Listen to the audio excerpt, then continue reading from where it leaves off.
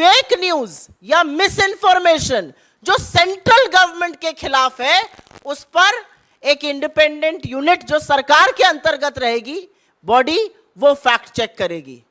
सरकार ही कोतवाल है, सरकार ही मुजरिम है, सरकार ही जज है, सरकार ही सब कुछ अपने बारे में करेगी।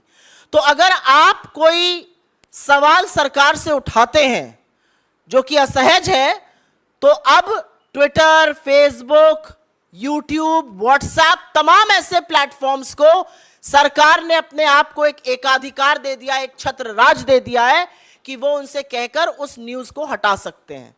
लेकिन ज्यादा कुछ कहने से पहले सरकार के ट्रैक रिकॉर्ड की बात कर लेते हैं। आपको याद होगा 2019 में चुनाव के जस्ट पहले आप ही के एक साथी ने बहुत बड़ी एक स्टोरी लगाई थी कि हिंदुस्तान में बेरोजगारी 35 साल में सबसे ऊपर है। सरकार की फैक्ट चेक यूनिट ने उसको फेक न्यूज बताया था। और 31 मई को जब मोदी जी शपथ ले रहे थे तो एनएसएसओ ने वो डेटा जारी किया और 45 साल में सबसे ऊपर बेरोजगारी थी। तो जिसको आप चुनाव के पहले फेक न्यूज बता रहे थे और उस डेटा को आपने एनएसएसओ को निकालने नहीं दिया, वो 3 महीने बाद डेटा भी सही था, खबर भी सही थी, सरकार को बचाने का काम खुद सरकार ने किया था फेक न्यूज कहकर।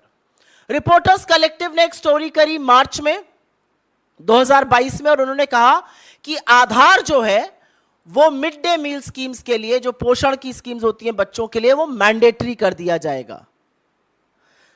सरकार की यूनिट ने उसको जून में फेक न्यूज बताया कि ये फेक न्यूज है।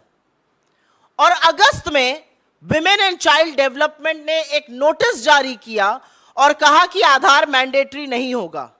अगर वो फेक न्यूज थी तो आपको ऐसा क्यों करना पड़ा? सवाल सिर्फ इस बात का है। अगर वो फेक न्यूज थी तो आपको नोटिफिकेशन क्यों जारी करना पड़ा? तीसरी स्टोरी मैं बताती हूं। गलवान में हमारे 20 जांबाजों की शहादत होती है। आप में से बहुत लोगों ने सोर्सेस के माध्यम से पुष्टि कराई, आपने स्टोरी चलाई कि 20 जांबाजों की शहादत हुई है, झड़प हुई है गलवान वैली में, और उस खबर को आप इस देश के सामने लाए। इस सरकार ने उसको डिनाई किया, इसको फेक न्यूज कहा गया तब तक जब तक बॉडीज वापस घर नहीं आने लगी और फिर डिफेंस मिनिस्ट्री को अपनी वेबसाइट पर इसकी पुष्टि करनी पड़ी। तो हर जो चीज असहज रहेगी उसको आप पहले डिनाई करके फेक न्यूज कर दीजिएगा और उसके बाद उसी पर एक्शन लिया जाएगा। मुझे अभी भी याद है यूपी में चीनी ऐप अपने फोन से हटाया जाए, ये खबर चली थी, उसको भी बोला गया था फेक न्यूज है। फिर पुष्टि सरकार नहीं करी, वहां के एडीजी नहीं करी कि नहीं ये सही खबर है।